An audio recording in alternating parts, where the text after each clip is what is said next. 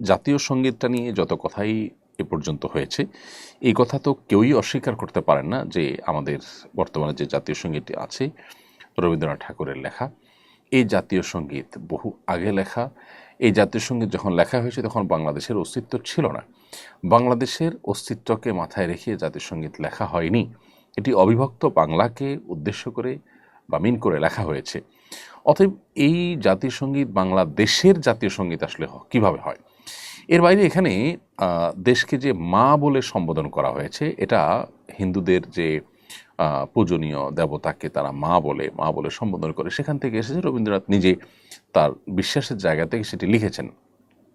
আর সংখ্যাগরিষ্ঠ মুসলমানদের দেশে আসলে এই ধরনের কোনো গীত, এ ধরনের কোনো গান, সেটা জাতীয় সঙ্গীত হওয়া একেবারেই অনুচিত কাজ। সন্দেহাতীতভাবে আমি মনে করি যে এটা পরিবর্তন হওয়া উচিত।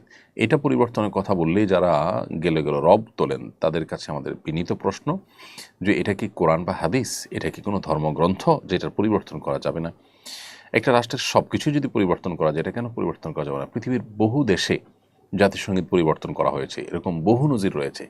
সেখানে এই জাতিসংগীত পরিবর্তন করতে আপত্তির জায়গাটা কোথায়? রাষ্ট্র গঠন হওয়ার পর এই দেশকে ঘিরে বহু দেশাত্মবোধক গান লেখা হয়েছে, বহু গীত লেখা হয়েছে। সেগুলোর মধ্যে কোনো একটাকে জাতীয় সঙ্গীত হিসাবে নির্ধারণ করা বা নতুন করে লেখা, সেটা কোনো অসম্ভব বা কঠিন কোনো বিষয় নয়।